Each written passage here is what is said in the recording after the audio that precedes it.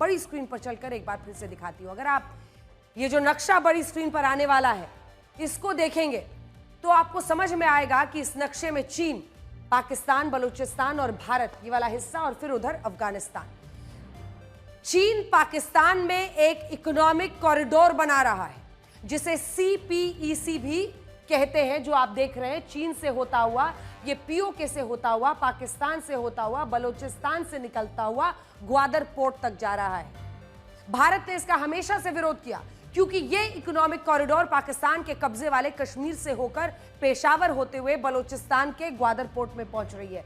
ये पाकिस्तान के कब्जे वाले कश्मीर के हिस्से से जा रही है और फिर पेशावर होते हुए ये बलूचिस्तान के हिस्से में आकर ग्वादर पोर्ट पर यहां पर खत्म होती है।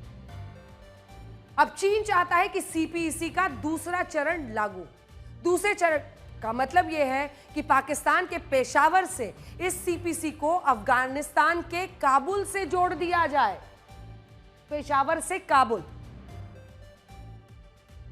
तो ये आप समझिए अब फेज 2 में चीन ये चाहता है और इसीलिए वो चाह रहा है कि ये जो ट्राइलैटरल समिट आप देख रहे हैं पाकिस्तान, अफगानिस्तान और चीन का, वो दरअसल CPEC को नजर में रख के ही चीन आगे बढ़ा रहा है। ये सबसे, जिसे आप कह सकते हैं फ्लैगशिप इस वक्त कार्यक्रम है चीन का, ये CPEC, ये इकोनॉमिक कॉरिडोर। हालांकि इस इकोनॉमिक कॉरिडोर के बनने से अफगानिस्तान से ज्यादा चीन को फायदा होगा।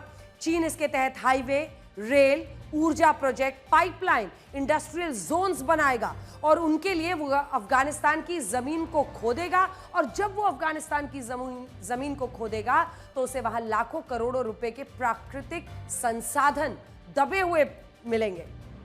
अमेरिकी जियोलॉजिकल सर्वे के मुताबिक अफगानिस्तान की जमीन के नीचे $3 ट्रिलियन, जब आप देखेंगे तो अफगानिस्तान की जमीन के नीचे, जहां पर ये पूरा हम आपको दिखा रहे हैं, सोना, तांबा, तेल, रेयर अर्थ मेटल्स, कीमती धातुएं, लोहा अफगानिस्तान की जमीन में। और इसीलिए तो अफगानिस्तान की जमीन के नीचे चूंकि $3 ट्रिलियन यानी 258 लाख करोड़ रुपए का तांबा, सोना, लोहा, तेल, रेयर अर्थ मेटल्स, कीमती धातुएं हो सकती हैं। इसके अलावा इसी पर चीन की नजर है। इसके अलावा चीन अफगानिस्तान में CPEC का विस्तार करेगा, वो भर भर के उसे लोन भी देगा और जब तालिबान इस लोन को चुका नहीं पाएगा तो इसके बदले में चीन उस पर दबाव बनाकर उसकी भौगोलिक स्थिति का भी इस्तेमाल कर सकता है।